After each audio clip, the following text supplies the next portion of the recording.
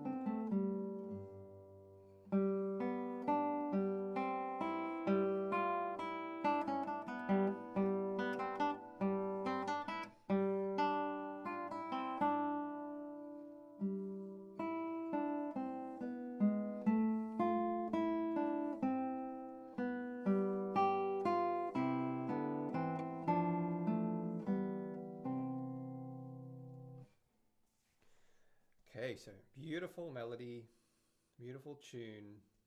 Where do we begin? Whenever we study a piece of music, I like to start with the bird's eye view, with the big picture in mind first.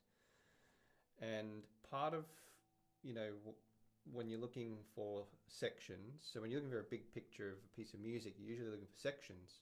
And one of the clues that tells you where the sections are is when the music changes key. So in this piece, there is a key change, although it's quite hard to detect because it is a single line melody. So we do get an A section, which is, I think, how many bars? We don't have bar numbers. 1, 2, 3, 4, 5, 6, 7, 8 plus 8. So it's 16 bars. So that'll be bar 17 there. Music's usually divisible by 4s or 8s. So that'll be bar 16. The B section starts at bar 17. And then we have 1, 2, 3, 4, 5, 6, 7, 8. So that's kind of like a bit of a clue there. So that'll be another 8 bars. And then we get another 8 bars to there. So it looks like every phrase kind of ends. You see some clues with the rests here. There's rests after those 8 bars, or a longer note value. And then we have a final 8 bars at the end there. So they're almost symmetrical as well, but it looks like I'm calling this a B section here. It's a little bit longer than the A section. And that's, sometimes the sections are the same length. Sometimes one will be longer than another. And the B section to me looks like a bit of a, it's a bit of a kind of a development in the middle of the story where the action happens. And then the end of the B section rounds out the story again to the home key. So we do actually change key as well. So let's talk about keys. So we have 2 sections, A section and a B section. That's called binary form. And we do have a few key changes. The A section starts in the key of C and ends on the key of C in bar 16. The B section starts on a G major, the key of G major.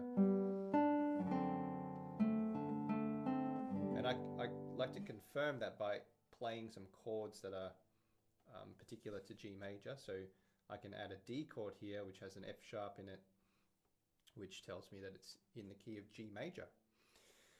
So we go from C major in the A section, we go to G major here, the B section, which actually tells us it's the B section too. And then after 8 bars of G major, we go back to the key of C major.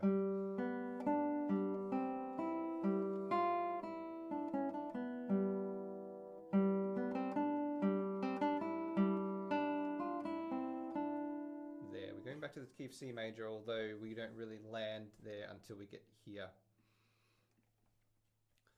What Saw is doing in this section is pedaling the G. He's pedaling the bass there, the G in the bass, all the way for 8 measures. We get this G pedal. He does that earlier on as well. So I'm just trying to get a bit of a sense of this piece. It's quite, you know, there's actually quite a lot going on, even just in when we're talking about the large scale structure of it. There's quite a bit going on. So anyway, we have the A section in C major, the B section in G major, and then we eventually return to the key of C major to end at the key of C. So it's really standard to end on the same key that you started on. All right. Now with that, with a change of key comes a change in mood. So what I tried to do in this part where it goes to G major was to change the mood. C major can be quite jolly. In G major I was trying to be a bit more languid and, oh, that was not G major, here. G major. Trying to change the mood a little bit.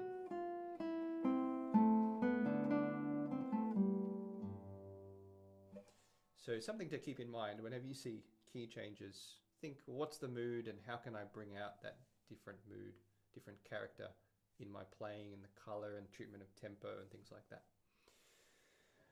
So next thing, I like to zoom in a level. So we've talked about the macro structure, the binary form, and the keys. Really important starting point. The next thing to look at is the phrase structure. So as I did give a clue earlier, I said, you know, 8 bars, 4 bars, really important number when we're talking about phrases too. So phrases are usually divisible by 4s and 8s. And as we saw in study number 1, we often get them in pairs called a period. So the first section, the A section, is actually made up of a parallel period.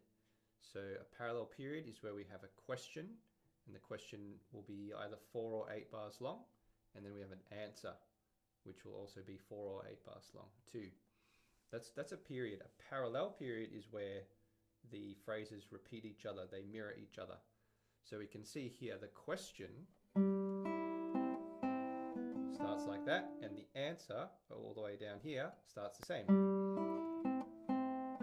And actually there's a substantial amount of repeated music. It just ends a little bit differently. So the A section is simply a parallel period that we have there. The B section is a little bit different. So the first 8 bars here of the B section, we're in the key of G major, we do not see a parallel period. If we count 1, 2, 3, 4, and then see what happens next, 1, 2, 3, 4, next 4 bars, no repeating melodies or anything. And then if we go on, if we keep going on here, this is going to the key of C major, so it's definitely not repeating what we heard at the start of the B section.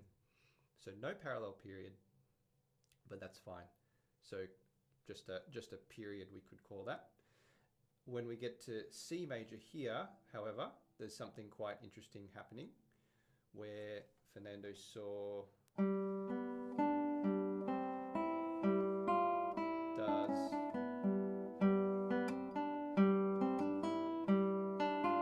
basically repeats the phrase, and we're going to talk about this next really soon.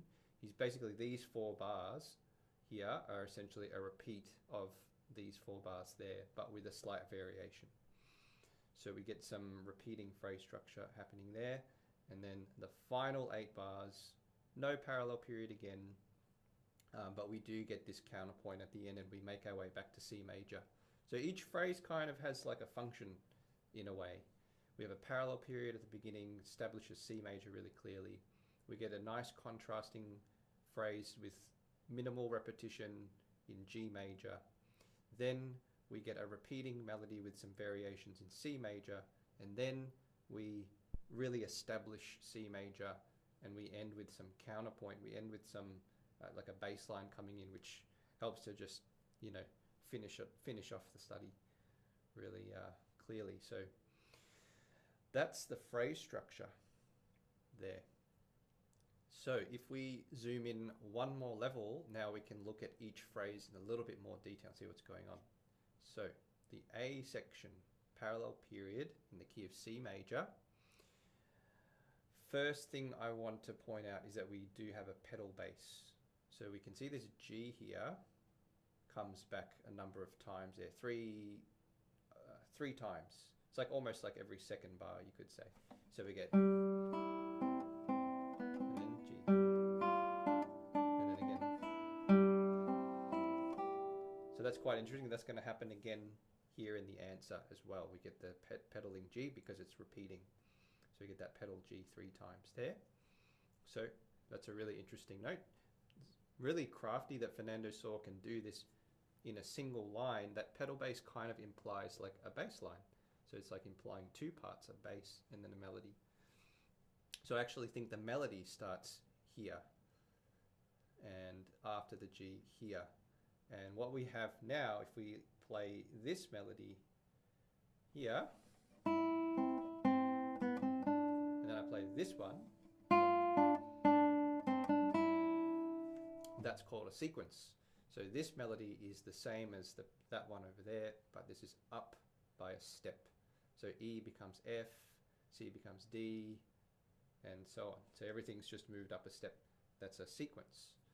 So in the opening parallel period, we get pedal G in the bass, and we get a sequence in the melody. One final little point to look at is this C sharp here. So we get this C sharp, which is a chromatically altered note from C. So if I play from, maybe I'll play from this bar, maybe from this pedal G here. C sharp. So that adds, the word chromatic means color. It really adds color to the melody when we raise that C to a C sharp. Adds a lot of tension and pull that resolve there. So really nice to see Saw doing that, and we do see a couple more instances of that. Here's another one. We get this F sharp, and this one over here, which is the same actually, the C sharp again. So some chromaticism. So in the first section, the A section in C major, the parallel period, we get a pedal bass G, pedaling G in the bass, and a sequence in the melody, and a nice bit of chromaticism in the melody at the end of the question. Very nice, so good work. And then we go to the B section now. So let's look at the B section. So we're in the key of G major, changing keys. There's not too much to comment on in terms of the structure of these 8 bars, except that we do have that chromaticism. But I will play these for you again. I'll play these 8 bars for you. So just to feel that we're establishing a new key and a new mood, really important. New mood as well.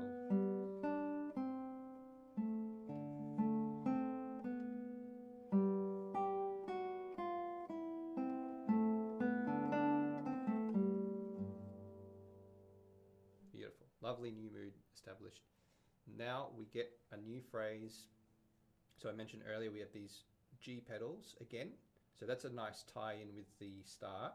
So those pedals link us with the beginning, the G pedals in the bass. We get that chromaticism. That also links us to the beginning because we had that C sharp to D. It's actually the same 2 notes that we heard in the A section. Very, very clever writing when you find these repeating patterns from one section to another. Very, very clever. So we have that, but I think the most interesting thing about these 8 bars is the second 8 bars here are a repeat of the first 8. Sorry, second 4 bars are a repeat of the first 4 bars. I got my numbers wrong. But with variation, and this variation is created through something called a division. So a division is where you basically add some extra notes to a melody. It's like a form of embellishment, decorating a melody by adding additional notes. So have a listen to this. So I'll play the first 4 bars. Sorry, from here. And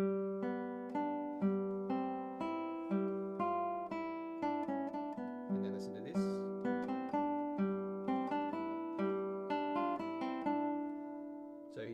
established those first 3 bars there are essentially the same, a repeat. G, B, D. Here we go, G, B, C, D. So he's added, I should have circled the C. He's added a C to kind of fill in the gap. He's filled in that gap there.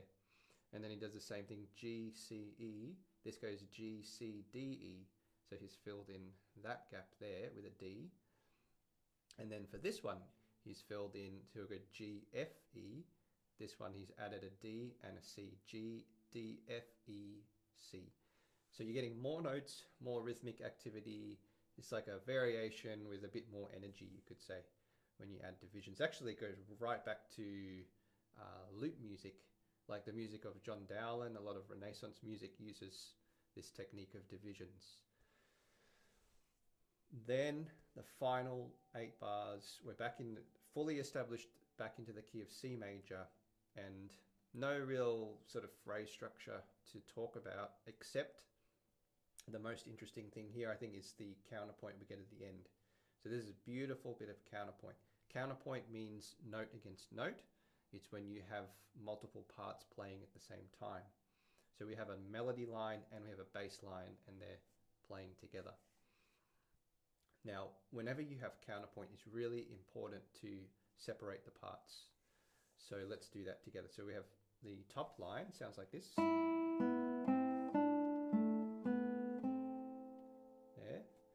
And the bass line sounds like this.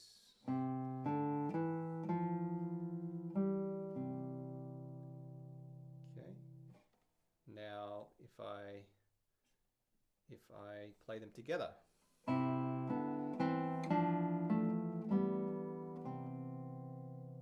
There we go. So very important to play those separately, put them back together again, try and find the shape of each one, and yeah, that's a very useful thing to do. So, well, there we go. Well, we've talked about a lot of things. We've talked about let's just do a quick summary. We've talked about the macro form. Do you remember what the form's called? It's called binary form. We've got an A section and a B section. We want to look at the keys. The A section changed key, the A section's in the key of C major. The B section changed to the key of G major. And then at the end of the B section, we eventually wound back up into the key of C major. Then we looked at the phrase structures. We found parallel periods. Well, in the A section, we found a parallel period there, a question and answer that repeat each other.